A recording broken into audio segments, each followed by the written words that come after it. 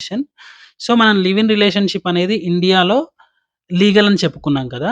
And అదే విధంగా live in రిలేషన్‌షిప్‌లో ఉన్న వాళ్ళకి property rights and domestic violence జరిగితే ప్రొటెక్షన్ అండ్ వాళ్ళకి పుట్టిన పిల్లలకి లెజిటిమేట్ చిల్డ్రన్ అని పరిగణించబడుతుందని చెప్పుకున్నాం కదా! సో, మనం అనుకున్నట్టుగా ప్రాపర్టీలో ఆటోమేటిక్‌గా రైట్స్ వచ్చేస్తాయా? అంటే వాళ్ళు లివ్ ఇన్ రిలేషన్‌షిప్‌లో ఉన్నంత మాత్రాన వాళ్ళకి సంబంధించిన ల్యాండ్‌లో అండ్ ఇంట్లో షేరొస్తుందా? లేదండి. ఇక్కడే పప్పులో కాలేశారు.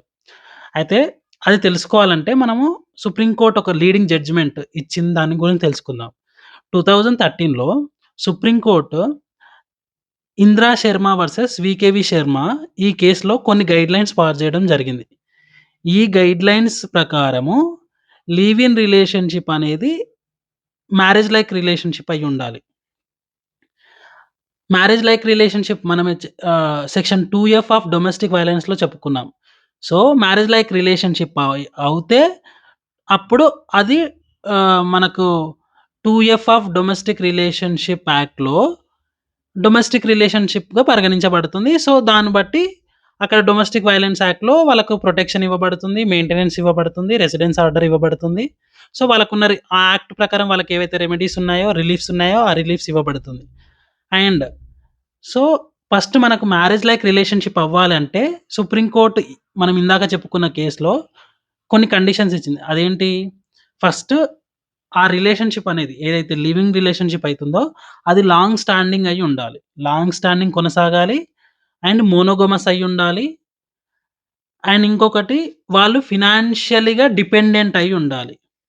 అండ్ వన్ మోర్ థింగ్ వాళ్ళది వాళ్ళ రిలేషన్‌షిప్ ఏదైతుందో సొసైటీ గుర్తించాలి. హస్బాండ్ అండ్ వైఫ్‌గా. అప్పుడు మ్యారేజ్ లైక్ రిలేషన్‌షిప్ అనబడుతుంది. 2ఎఫ్ ఆఫ్ డొమెస్టిక్ వయలెన్స్ యాక్ట్ ప్రకారం. సో, ఇదిలా పెడితే ప్రాపర్టీలో రైట్స్ ఎప్పుడొస్తాయంటే, ఆటోమేటిక్‌గా వీళ్ళకి ప్రాపర్టీలో రైట్స్ రావు.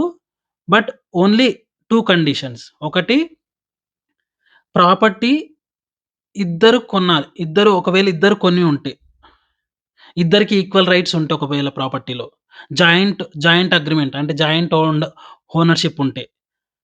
అండ్ ఇంకొకటి ఫినాన్షియల్ కంట్రిబ్యూషన్. అంటే ఆ ప్రాపర్టీ కొనేటప్పుడు వీళ్ళకి ఫినాన్షియల్ కంట్రిబ్యూషన్ కూడా ఇవ్వాలి. అంటే అమౌంట్ ఇవ్వడము అట్లాంటిదేదన్నా ఉంటే, ఈ 2 సందర్భాల్లో మాత్రమే ప్రాపర్టీ రైట్స్ ఒస్తాయి. మిగతా ఎట్లాంటి సందర్భాల్లో ప్రాపర్టీ రైట్స్ రావు. జాయింట్ హోల్డర్స్ అయ్యుండాలి. లేదా ఫినాన్షియల్ కంట్రిబ్యూషన్ అన్నా అయ్యుండాలి.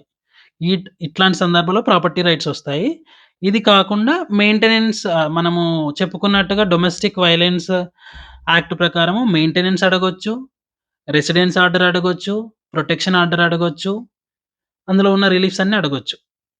ఇదిలా ఉంటే వాళ్ళకు పుట్టిన పిల్లలు లీగల్‌గా అంటే లెజిటిమేట్ చిల్డ్రన్‌గా పరిగణించి వా ఆళ్ళకు పుట్టిన పిల్లలకి మాత్రం వాళ్ళ హస్బెండ్ ప్రాపర్టీలో రైట్స్ ఒస్తాయి.